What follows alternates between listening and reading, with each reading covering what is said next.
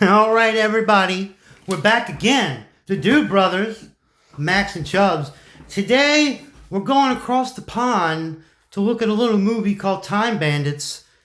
This came out in the prime of the 80s, and it's kind of special to us because when we were young, you never saw anything like this before, and it was over the top. It was crazy. So let's take a look, and we'll talk about it. In 3, 2, 1.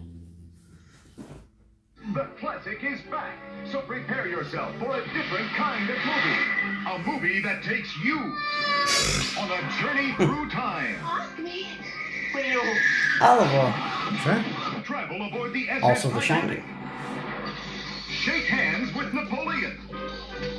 Become a personal friend to Robin Hood. Is that John Cleese? Join us in Yeah. a real Roman orgy. Sean Connery. You'll Said, see please join us for a real Roman. Is that a Minotaur? marvel at the size Something of like a young warrior's horn. You will spend an evening with Telling the you. biggest Homo sapien of all time. You hear something there? No, I don't think so. Finally, a movie that takes you inside the fabulous world of darkness. Recognize this fellow? Well, you will when he tries to destroy all good in the universe. Oh, no! I'm a reasonable man. Former Beatle George Harrison brings together right. John Cleese, He's the director. Sean Connery, Shelley Duvall, Katherine Hellman, Michael Palin, Jeez. David Warner, in a journey more ridiculous than history. Ridiculous. Much. Very, very, very, very much. Time Bandits. Now, I want to point out, this was a very funny hell? version, but the main point of the movie that I liked is there's a map to doors through time. And the Time Bandits are the little people that they steal the map from God. And I think that's George Harrison is the head representing God, the good. Ah, okay. I think, he may have just produced it, but you have what now is an all-star cast. Like everybody you can think of, mostly all Monty Python. Oh, it says songs by George Harrison. Ah, Doesn't mean he doesn't right. do a cameo, though. But like it said, it's ridiculous in its own right. It knows it's ridiculous. I remember it, I've probably seen this when I was 8. Yeah.